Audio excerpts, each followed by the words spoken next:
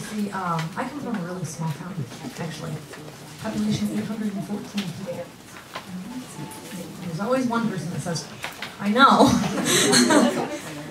The worst part, though, wasn't coming from a small town, because there's nothing wrong with small towns, but I was the most unpopular person in the town. I don't just mean the school. It's definitely unpopular there, but I mean the town. People didn't like me. I think I was different, and they can sense that.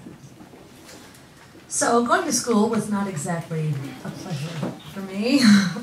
I was picked on every single day. I was bullied like you wouldn't believe. I was called names. I had things written on my folder. People would shove me into lockers. They would spread these terrible rumors about me and say horrible things, and the teachers would smirk and turn their heads. So everybody bullied me. It was horrible. And then I found this wonderful magical place that's made of bully kryptonite. It's called the library. It turns out bullies don't go there. I don't think that they're aware that there is a library in the school, but they don't go to the library. So I started hiding out in the library at a very young age. And my librarian was wonderful. She would give me so many books, just piles and piles of books, and I devoured them all. I read every single one she gave me. So I really attribute my decision to become an author to a librarian. Because one day, I was 12 years old, and I had just finished reading Stephen King's Carrie. How many of you read Carrie? Yeah, right? It's like, if you haven't read Carrie, you have to. It's so good. So I read Carrie, and it was the first time I'd ever said it out loud. I closed the book, and I said, that's what I want to be. I want to be an author. And I was so excited because I'm 12 and I found my calling in life. It was a big deal. I mean, that's a big deal when you're 30, let alone 12. So I run home and I go, Dad, I know what I want to be. I want to be an author. And he said, you can't. You can't be an author. Authors are people with trust funds. You need to get a real job. Now, I was 12. I didn't know what a real job was, but it sounded awful, and I did not want one. So I was a little crestfallen, and I went to my mom and said, Mom, oh my calling, I want to be an author. And she said, you can't. You need to get your feet on the ground and your head out of the clouds and be realistic. You need a real job. I was heartbroken. These are my dreams. This is what I wanted to be, what I wanted to do for the rest of my life. It was my soul. I've been writing stories since I was 5. And they said no. So I went to teachers who said no. I went to the librarian that I loved so much, and she said, Heather, this is not realistic. People don't grow up and have jobs like that. They certainly don't make... Should I answer? Who's calling? They're in trouble. So the librarian told me no. Everybody told me no. And I let go of my dreams. I had to. I had to let it go because in the world I was growing up in, people got real jobs. So many years later, more years than Auntie Heather cares to admit, I was a stay-at-home mom. And my youngest daughter, who's 9 now, her name is Alex, she was raised in kindergarten. And I looked at my husband and I said, man, what am I going to do? I don't have a college education.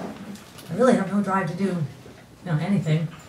So I need a real job. She's going to school. I have to do something. That's what you do. And he looked at me, and he said, well, what do you want to be? Just anything. If money didn't matter, what do you want to be? And so, expecting the answer that I'd always received, I said, well, I want to be an author. And then he said 3 words that completely changed my life. He said, so be one.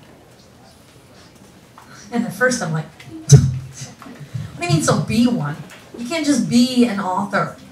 I mean, that's for people with trust funds.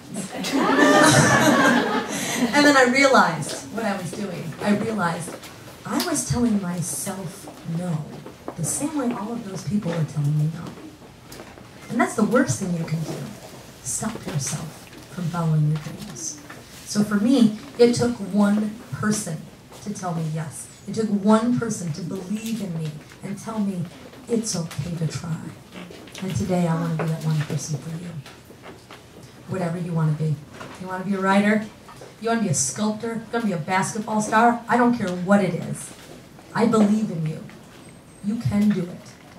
I am living proof that you can walk from nothing and have everything in just a few short years. All you have to do is believe in yourself and don't listen to the no's, especially the one that you tell yourself. So, I decided, all right, I'm going to do it. I'm going to try to be an author. And I wrote a book. It was horrible. I thought at the time it was great, but turns out no. It was rejected by literary agents, who's first you send it to an agent, and the agent sells it to publishers. It was rejected by literary agents 248 times. It was that bad. Yeah. Then I ran out of agents, so I had to write another book. So I wrote another book, and it was rejected 98 times. Getting better, right? No, only because I stopped sending it out. I did not want to be rejected another 248 times. So I asked myself, I said, all right, self, because that's what I call me. Self, what do you know? Because they say you write what you know. I said, all right, I'm going to make a list, because I'm a Virgo and we dig lists. So number 1, I know what it feels like to be unpopular. Number 2, I know teenagers. I'm 36 years old, but I never quite got past 16. And my house is always like the resident teen hangout, I think for that reason, because I'm really immature. So I'm like, all right, unpopular teenager. Okay, I need a third thing, because everything I know cannot be summed up in 2 things. There has to be something else. And I realized, oh, vampires. I know vampires. I mean, when I was little, I ate Count Chocula cereal, but not for the cereal, for the guy on the box. You know? I watched Sesame Street. Any guesses why? The Count? Yeah, one cheeseburger. I loved him. He was awesome. So I said, okay. And I mean, when I was 11, I read Bram Stoker's Dracula. Now, quick poll. How many of you consider yourself vampire fans? Hands up. All right, keep your hands up. If you have read Bram Stoker's Dracula, put your hands down. All right, now see the remaining few with the hands up still that consider yourself vampire fans? We have to talk. The reason we have to talk is this. All the really excellent vampire fiction stems from Bram Stoker's Dracula. So, what I want you to do, after we're all done partying, I want you to grab booksellers and say, please, you've got to direct me to Dracula because I have to read it right now. And then go ahead and read it because it's amazing and it will change your life.